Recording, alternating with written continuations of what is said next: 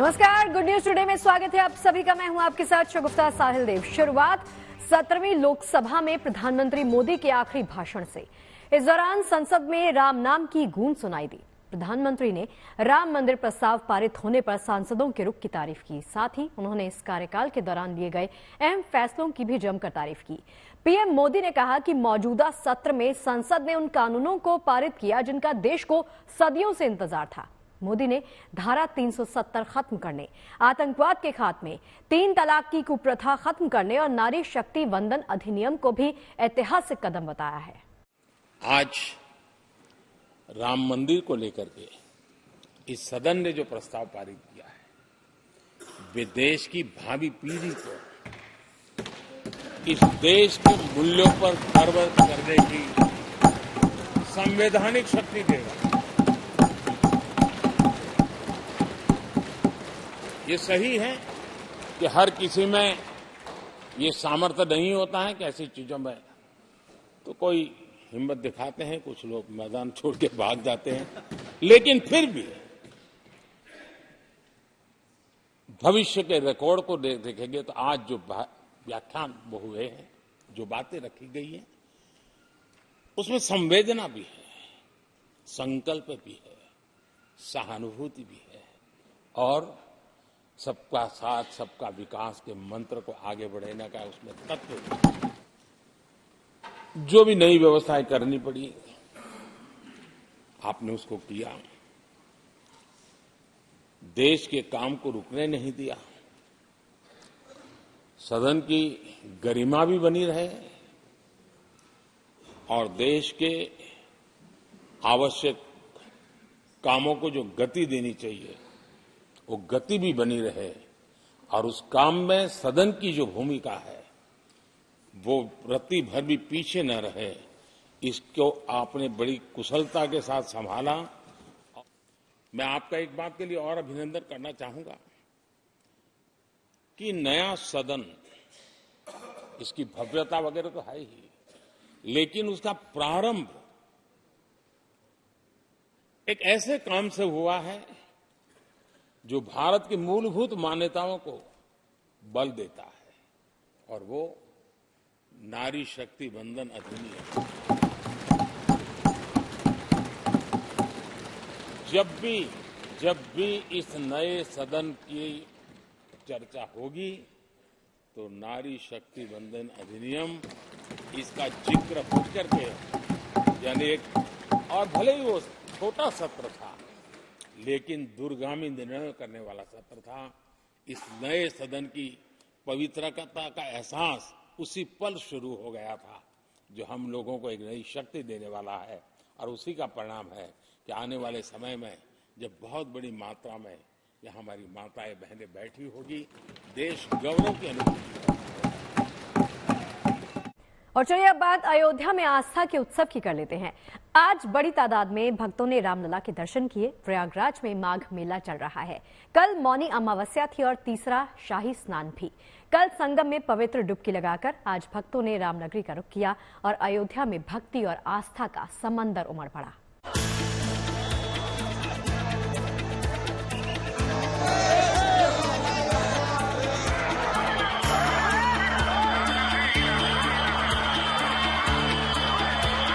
ये तस्वीरें बताती हैं कि अयोध्या भारत की आस्था का केंद्र बन चुकी है।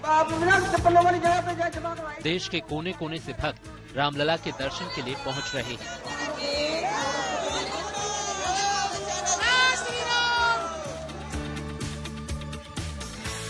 प्रयागराज में माघ मेला चल रहा है। कल मौनी अमावस्या के स्नान के बाद श्रद्धालुओं ने आज बड़ी तादाद में अयोध्या का रुख किया। पहले हनुमानगढ़ी में भक्ति का ये उत्सव देखिए। आज खास तौर पर राम मंदिर हनुमानगढ़ी की तस्वीर भी देखना जरूरी हो जाता है। आज भव्यता है अयोध्या में क्योंकि प्रयागराज से जितने भी श्रद्धालु लौट रहे हैं वो आज बड़ी संख्या में रामलला के दर्शन के लिए पहुंचे और यहाँ पर भी आप देखें तो हनुमानगढ़ी में भी भक्तों का बड़ा हुजूम आज उमड़ा है और रामलला का दर्शन जो कि अतुल्य बन चुका है उसको करने के लिए बड़ी संख्या में श्रद्धालु पहुंच रहे हैं। प्रभु राम समता, न्याय और आदर्श के प्रतीक हैं। हर वर्ग, हर समुदाय से उनका नाता है। भारत का जनमानस अपने आराध्य के दर्शन के लिए उत्साहित है और अयोध्या रामोत्सव के उल्लास में चहक रही है। किसी पार्टी की नहीं, किसी संप्रदाय की नहीं, जिनकी व्यापकता हर व्यक्ति के मन में, कण कण में जिनकी व्यापकता, हर व्यक्ति के मन में भगवान राम के प्रति निष्ठा, श्रद्धा, विश्वास, प्रेम, अनुराग, समर्पण। मंदिर परिसर से रामपथ तक करीब 1 किलोमीटर के दायरे में भक्तों की खचाखच भीड़ दिखी। लोगों के सुगम दर्शन के लिए जगह जगह आरएएफ और यूपी पुलिस के जवान तैनात दिखे और भक्तों को जत्थे में दर्शनों के लिए भेजा गया। बड़ी संख्या में यहाँ पर जो है इस वक्त श्रद्धालु नजर आ रहे हैं, जो कि रोके गए हैं, अपनी बारी का इंतजार कर रहे हैं। सुबह से ही 7 बजे से जब से दर्शन शुरू हुआ, हजारों की संख्या में श्रद्धालु राम मंदिर के दर्शन के लिए पहुंचे, जिसके बाद इस वक्त अयोध्या में यही हालात नजर आते हैं कि जहां पर श्रद्धालुओं को रोक रोक कर अब मंदिर के दर्शन के लिए अंदर भेजा जा रहा है। बेशक भारी भीड़ की वजह से प्रशासन की चुनौतियां काफी बढ़ गई हैं। इसके बावजूद भक्तों की सुरक्षा और सहूलियत का पूरा ख्याल रखा गया और भक्तों को आसानी से रामलला के दर्शन हुए। दर्शन हो गया? दर्शन करने जा रहे हैं जी। बहुत खूबसूरत नजारा है, व्यवस्था बहुत अच्छी है। आज भीड़ आ गई, आज इतनी ज्यादा भीड़ है, उम्मीद कर रहे थे कि आज बात भीड़ की नहीं है, बात है कि उत्साह बहुत है, लोगों में बहुत उत्साह है। भगवान श्री राम की कृपा से सभी व्यवस्था बहुत अच्छी चल रही है। आप भी यहीं से हैं? कहाँ से आप? हम गोरखपुर जिला गोरखपुर के रहने वाले। गोरखपुर से है। दर्शन हो गया कि नहीं? हाँ, दर्शन हो गया। कितना इंतजार करना पड़ा लाइन में? तभी ठीक ठाक से, कंडीशन बढ़िया है। अभी ज्यादा भीड़ है रोज की? तो हाँ, भीड़ तो है। देश के बाकी शहरों से अयोध्या की कनेक्टिविटी बेहतर हो रही है। दर्शन के लिए दिल्ली से भी अयोध्या के लिए स्पेशल ट्रेन की शुरुआत हो चुकी है। क्या आम क्या खास, सभी रामलला के दर्शन को आतुर हैं और दिनों दिन अयोध्या में आस्था का उत्सव और भव्य और विशाल होता जा रहा है। Abhishek Mishra, Ayodhya, good news today. और चलिए अब बिग बी की राम भक्ति से जुड़ी एक तस्वीर आपके लिए लेकर आए हैं। अमिताभ बच्चन ने रामलला के दर्शन करते हुए अपनी तस्वीर सोशल मीडिया एक्स पर ट्वीट की और साथ ही कहा कि आस्था ने फिर बुलाया और खींचे चले आए हम। साथ ही उन्होंने ये भी कहा कि अब तो अयोध्या आना जाना लगा रहेगा।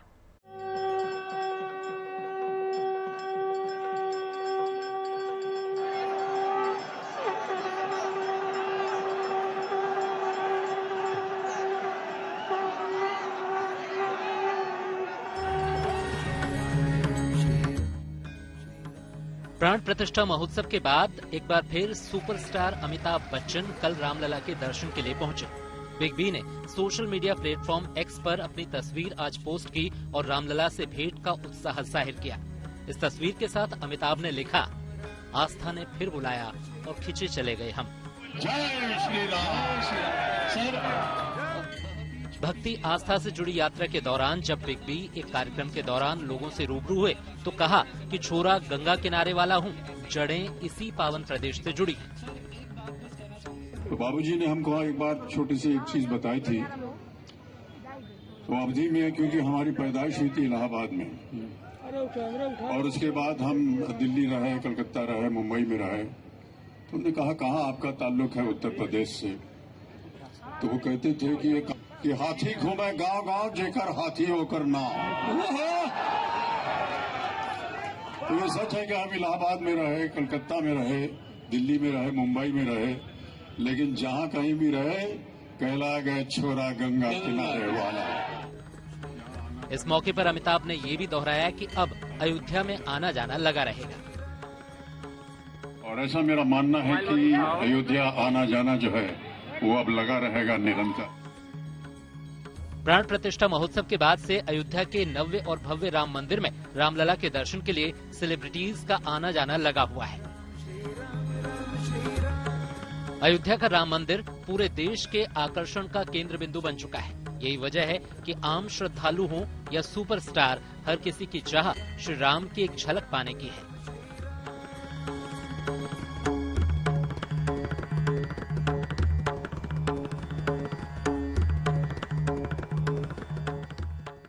बनबीर Singh, Ayodhya, good news today.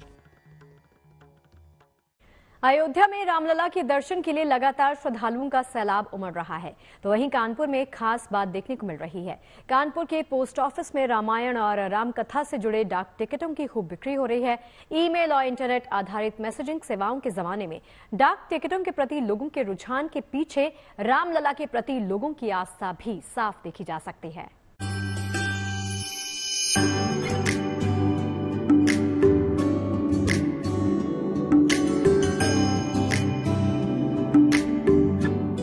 जन जन के मन में बसे हैं श्री राम। एक तरफ लोगों में नवनिर्मित राम मंदिर के गर्भगृह में रामलला के दर्शन का उत्साह है, तो दूसरी तरफ भगवान श्री राम के जीवन और राम कथा पर आधारित इन डाक टिकटों की भी मांग बढ़ रही है। खास तौर से कानपुर के पोस्ट ऑफिस में इन दिनों इन डाक टिकटों की खूब बिक्री हो रही है। हमारे यहाँ ये डाक टिकट अभी ये जब भगवान राम जी की प्राण प्रतिष्ठा हुई अयोध्या जी में मंदिर की, तो उसमें ज़्यादा प्रचार प्रसार हुआ, टीवी में भी आया, तो उससे लोगों को ध्यान गया कि डाक टिकट भी जारी हुए हैं। और इस अवसर पे जब डाक टिकट जारी हो गया, उसी दिन से हमारे यहाँ लोग आने लगे, भैया डाक टिकट चाहिए सर। अयोध्या में रामलला की प्राण प्रतिष्ठा से पहले 18 जनवरी को पीएम मोदी ने श्री राम जन्मभूमि मंदिर को समर्पित 6 खास डाक टिकट जारी किए थे। अब इन डाक टिकटों की सप्लाई पोस्ट ऑफिस में शुरू हो चुकी है, तो इनकी डिमांड भी बढ़ रही है।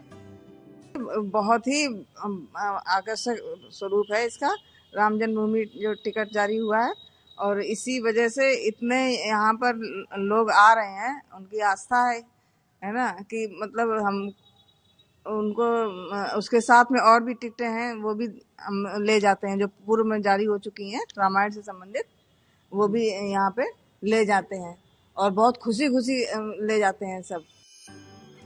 रामायण और राम कथा से जुड़े डाक टिकट पहले भी जारी होते रहे हैं, लेकिन राम मंदिर में प्राण प्रतिष्ठा के अवसर पर नए टिकट जारी होने के बाद खास तौर से उन लोगों की दिलचस्पी बढ़ गई है जिन्हें डाक टिकटों के संग्रह का शौक है। Bureau report, good news today.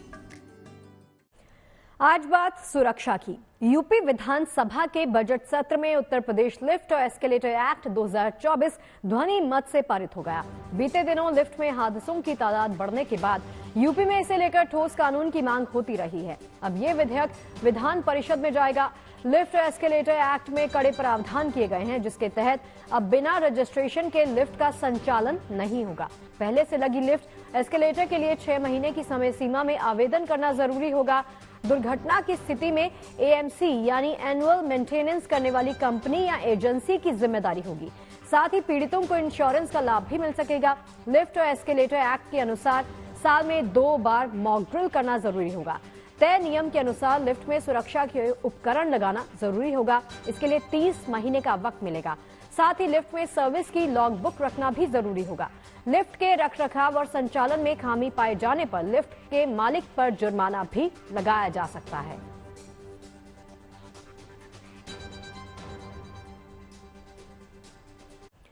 Bharat और सऊदी अरब की सेनाओं के संयुक्त सैन्य अभ्यास का समापन हो गया है। तकरीबन 13 दिन के सैन्य अभ्यास का मकसद आतंकवाद विरोधी अभियानों में दोनों सेनाओं के बीच परिचालन प्रक्रियाओं और युद्ध अभ्यासों से एक दूसरे को परिचित करवाना था।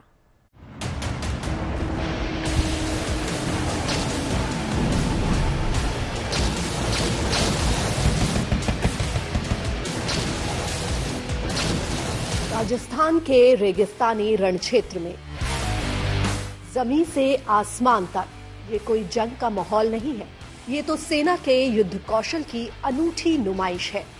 बीकानेर के महाजन फील्ड फायरिंग रेंज में भारतीय सेना और रॉयल सऊदी लैंड फोर्स के बीच ये सदा तनसीक युद्ध अभ्यास की झलक है। भारत और सऊदी अरब की सेनाओं के बीच ये पहला संयुक्त सैन्य अभ्यास है। ये अभ्यास 29 जनवरी को शुरू हुआ था। इस दौरान दोनों सेनाओं के जवानों को एक दूसरे से रण कौशल और तालमेल सीखने का शानदार मौका मिला। इस एक्सरसाइज के दौरान दोनों देशों के ने एक दूसरे के बैटल ड्रिल्स, ऑपरेशनल प्रोसीडियर्स, साथ ही किसी भी ऑपरेशनल सिचुएशन को टैकल करने का जो प्लानिंग और प्रोसीडियर्स होंगे उसके ऊपर फोकस किया है और इसके ड्रिल्स को अभ्यास किया है। तकरीबन 12 दिन तक लगातार चले इस संयुक्त अभ्यास में भारत की ब्रिगेड ऑफ गार्ड्स रेजिमेंट की 20वीं बटालियन के 45 जवानों और सऊदी अरब की रॉयल सऊदी लैंड फोर्स के 45 सैनिकों ने भाग लिया। जवानों ने इस दौरान हथियार और सैन्य उपकरणों के संचालन के गुर सीखे, तो साथ ही साथ सटीक और अचूक निशानेबाजी, दुश्मन पर घात लगाकर हमले और इस दौरान टीम के रूप में काम करने से जुड़े पहलुओं को सीखने और समझने पर भी ध्यान दिया। इस जॉइंट एक्सरसाइज के दौरान हमने आपस में जो म्यूचुअल ड्रिल्स और जो प्रोसीजर्स होते हैं वो अच्छे से समझे, सीखे। साथ ही साथ इस दौरान हमने ये देखा कि जो लैंग्वेज और कल्चरल डिफरेंसेस है हमारे बीच में वो कोई बाधा नहीं है। हमने एक दूसरे से काफी अच्छे से सीखा और जब ये एक्सरसाइज खत्म हुई तब मैं ये कॉन्फिडेंटली कह सकता हूं कि आने वाले समय में जब हम दोबारा एक दूसरे के साथ ट्रेन करेंगे तो हम और बेहतर करेंगे।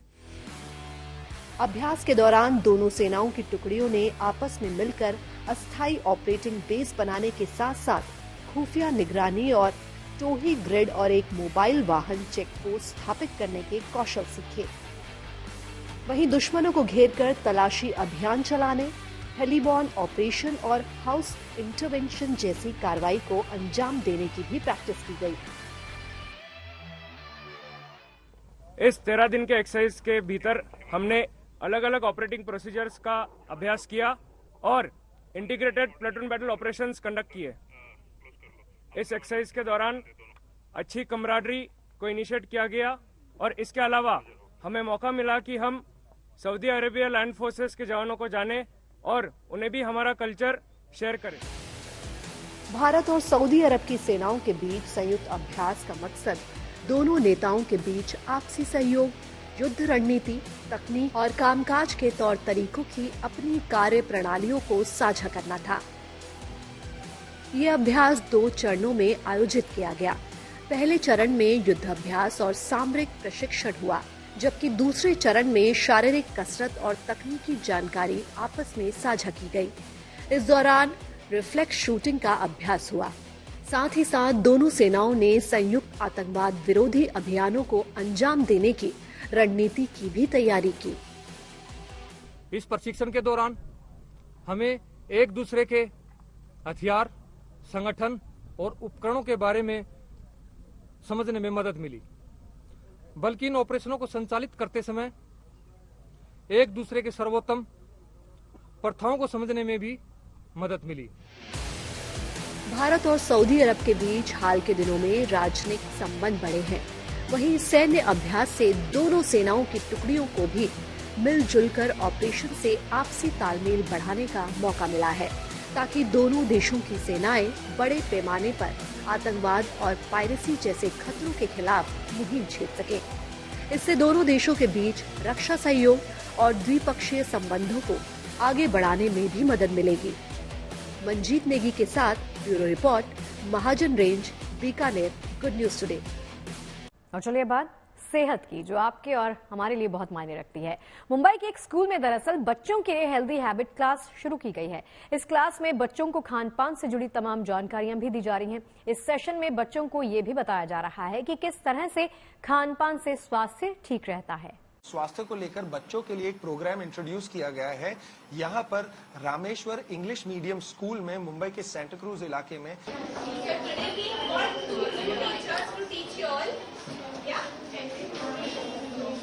देखा आपके काफी वॉलंटियर्स थे, बच्चों के साथ इंटरेक्ट करते, तरह तरह की चीजें सिखाते हुए। ये क्या एग्जैक्टली था? बच्चों को ये सिखाना चाहते हैं कि how they can stay away from non communicable diseases.